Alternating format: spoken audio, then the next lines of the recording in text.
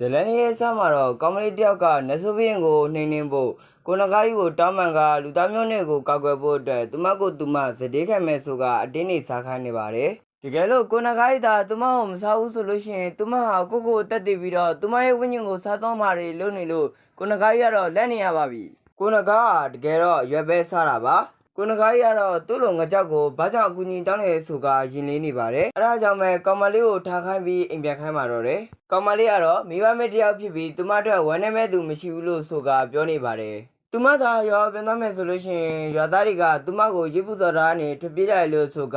တကြမယ်လို့ပြောလာပါတယ်ကိုနဂါကြီးကတော့သူမသာတကယ်လို့ရေပူစော်မခံရဘူးဆိုလို့ရှိရင်မော်ဆီယာမတယောက်ဖြစ်နိုင်လို့တော့မှစိတ်ထဲကနေပြောနေပါတယ်ကောင်မလေးကိုရွာပြန်ပို့ဖို့အတွက်အကြံထုတ်နေရပါပြီခဏနေတော့အကြံထွက်လာပါတယ်ကောင်မလေးရဲ့ဝိညာဉ်ကိုစားလိုက်ပြီလို့ဆိုကပြောလာပါတယ်ကောင်မလေးကတော့သူမရဲ့ဝိညာဉ်စားခံရပြီလို့ဆိုကတအားတွေဝမ်းသာနေခဲ့ပါတယ်ကောင်မလေးကိုရွာပြန်ပို့ဖို့အတွက်ကိုနဂါကသူ့ရဲ့ကြောပေါ်တက်ခိုင်းကရွာဘက်ကိုခီးထွက်လာခဲ့ပါတယ်ရွာရောက်တော့ရွာသားတွေကတော့ဖိနှောင်ကြောက်နေရပါပြီကိုနဂါကြီးကတော့တကယ်လို့သူသာအားနေဆိုတာကိုသိသွားခဲ့လို့ရှိရင်ရွာသားတွေကသူ့ကိုတက်ကြမယ်ဆိုတာကိုတော့မှစိုးရိမ်နေမိပါပြီကိုနဂါကြီးကတော့သူ့စီကိုရစ်ပူတော့မဲ့အကောင်းနေလာမပို့ဖို့အတွက်မှားနေပါတယ်မလေးဟာမိဘမဲဆိုတဲ့စကားကိုပြန်လည်ကြားရမှာကိုနဂါကြီးကတော့ဒီတိုင်းထားခဲ့လို့မဖြစ်တာကြောင့်ရွာသားတွေကိုတေချာစွမ်းကြောက်ဖို့အတွက်မှားနေခဲ့ပါတယ်နဆိုးဘီကိုနေနေဖို့အတွက်နောက်မှအေးစီစဉ်းစားကြတာဘလို့ဆိုက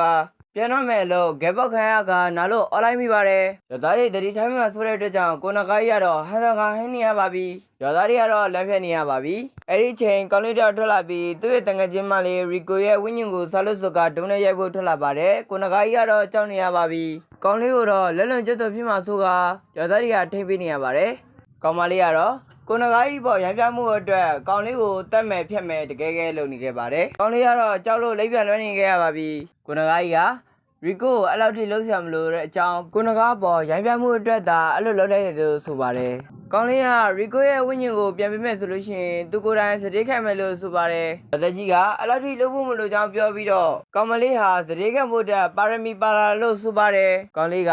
ဒီကဘာမှာစတေးခံဖို့အတွက်ပါရမီပါလာဆိုတာရှိပါမလားဆိုပြီးငိုကပြောနေပါတယ်။ကိုနဂါကြီးကလည်းဂူစီပြန်ရမယ်လို့တဲ့အချိန်တည်င်းဆိုကြားလိုက်ရပါတယ်။အကြောင်းကတော့နဆိုးဝံပလီထွက်လာခဲ့လို့ပါရွာသားတွေကတော့ကိုနဂါကြီးသားရှိလို့ရှိရင်ဒီဝင်ပလီအုပ်စုကိုအေးဆေးနိုင်တယ်လို့ဆိုနေကြပါတယ်ကိုနဂါကြီးကတော့ကြောက်လို့ဒူးတောင်တုံနေရပါပြီဝင်ပလီအုပ်စုနာကိုကတ်သွားပြီးတော့ငါကနဂါတွေရဲ့ဘိုးချုပ်ကြီးလို့ဆိုက